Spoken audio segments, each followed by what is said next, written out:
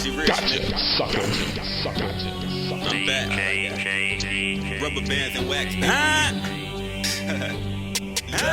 I said I'm smoking on the loud pack. That shit. And we back. It's your boy Thomas Breeder, and I got one of the illest ladies in VA, top hustler from the hood, but she a woman. First, I'm gonna let her introduce herself and tell the people where you from. Hey y'all, I'm Tishia. Everybody know me as Muff or Muffin. I'm from the Bayside area. I graduated from Bayside. They might know me from Lake Ellis area, but I used to live in Norfolk too, so I'm kind of been all around. So Let's start from the beginning though. Do you got any siblings? yeah, I got a little sister from my mom, and I got two brothers by my dad. Okay, so basically what I like to do is I like to start from the beginning, give a timeline of who you are, and then get into what you got going on. That way people can see and understand, what's going on and things of that nature. So basically you said you got a sister from your mom, and you said you're from the Lake Edwards side. So how was things growing up in Lake Edwards for you? Okay, well, it kind of started like my mom married my stepdad when I was 2, and he was in the military, so we moved around a lot when I was small. We stayed in New York, we stayed in Detroit. Before we got back here, I was like in 4th or 5th grade, so we went to Norfolk first for a year, and I went to, what's that school called off Little Creek? I can't even remember. I'm old, that's how you know. But I ended up moving to the Bayside area out Lake Elvis, and I was in the 5th grade, and I went to Betty F.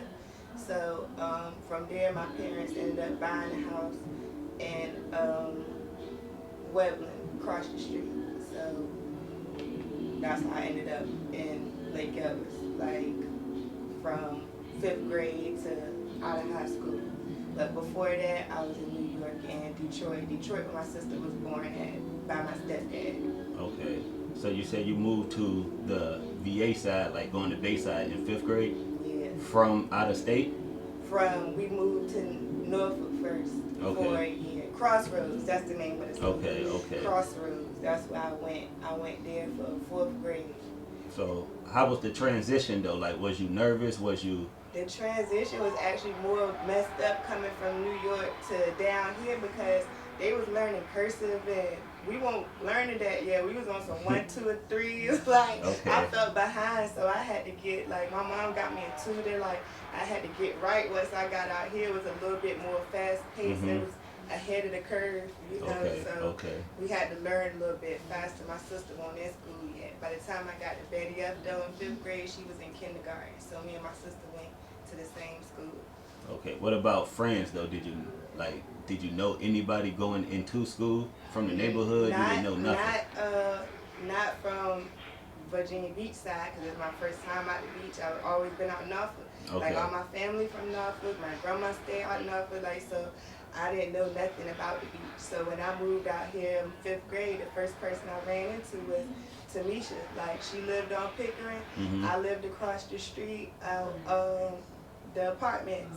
Okay. So we caught the same bus. Me and her ended up being friends, and still my dog to this day. On game. Still my dog. That's what it is. Yes. So growing up and getting into like middle school, high school, what was some of the hobbies that you had? We were some outside kids. Like, the stuff these kids do now, we ain't do that. We played outside. We was on the green box. We was meeting each other halfway. We was the first little dial-up internet. We was on it. All that. Chat lines, did all that, the right? chat lines, house phone. We maybe went to the mall, to the skating ring, middle school, house parties. That's what we was on. We ain't start getting into being, trying to be sneaky or be bad or nothing until like maybe going into high school. But into elementary and middle, we was some kids. We was really outside, climbing trees, everything. We rollerblading, ride bikes. So let's talk about things like hobbies though, what was something that you had that you stuck with, like that you took from a kid to adult woman? Doing hair. I started braiding like when I was like 13, 12, 13. I'm doing my little sister. My granny, she had 18 kids, so I got 1,000 cousins. So all my little cousins, everybody. Then me and my friends be doing each other's hair, you know, just to stay out of our parents' way. So y'all freestyling. This nothing that y'all was taught. We didn't each other basically, or we saw something that, you know, back then is the Word Up magazines that the celebrities had, some braids, Destiny Child or something had. We like, shoot, we could do that. My cousin Lisa too. So y'all trying it on each other. Yeah, or my little sister. Okay. She was my first little guinea pig. Yeah, shout out to Nika. And did you ever think that you was gonna take hair to being like a career? No, not initially. At first, I wanted to be a fashion designer. I was always making my own shit, you know, mostly because, I mean, we was on a budget. So it was like, my dad, he made enough to pay the bills. My mom stayed at the crib, though. She was at home. She worked, like, seasonal jobs to, you know, like Christmas time, you know, to make extra, to do stuff with. But she handled the house, and my dad went away to work, sent the money back. So that's something that you know now, being grown, right? So this is something I like to ask people too. Being when you was coming up in that time, do you consider yourself being from like a rough household, or was it just something that was normal for you just growing up? I mean, I feel like it was normal. I mean, if anything was rough, it was more like my mom's personality. Like, she was a strict, hardcore disciplinarian, so I didn't have it rough. Like, we didn't have no food. Our lights and stuff was out. Stuff happened, yes, you know what I mean? Like, normal stuff as an adult. I could say that now, like, normal little hiccups here and there, but we didn't want for anything. We didn't wear the latest this and that, but we always had back to school. We got For Christmas. sure. We didn't miss out on what everybody else got. We might not have got no extras. We might For not sure. have had no designer, but we was clean, we was dressed, and you know, we go on base, go shopping, get our groceries in bulk. So my mom, she cooked. Like, she don't heat stuff up in the microwave. She cooked from scratch. So we had 3 squares when we wake up in the morning to go to school. And lunchtime when we weren't in school, she was cooking, and dinner every single night, every single day. Not really that much going out to eat and all of that. She didn't like outside food. She cooked all our food. Okay, so you're from a household of mom, dad, and coming in, eating dinner, so you seem like a family structure. You Well, know, I can't really say that because my stepdad was gone. Like, he was in the military, so he deployed, and then he'll get stationed somewhere else. But once we moved here in the 5th grade, my mom didn't want to keep moving her kids, so she kept us here. And he came to us, you know, whenever he got a break. We never really go to him.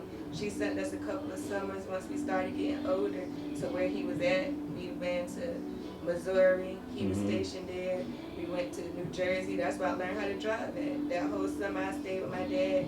I got my first little job, learned how to drive, and then came back here. But yeah, it was my mom and us. It won't know.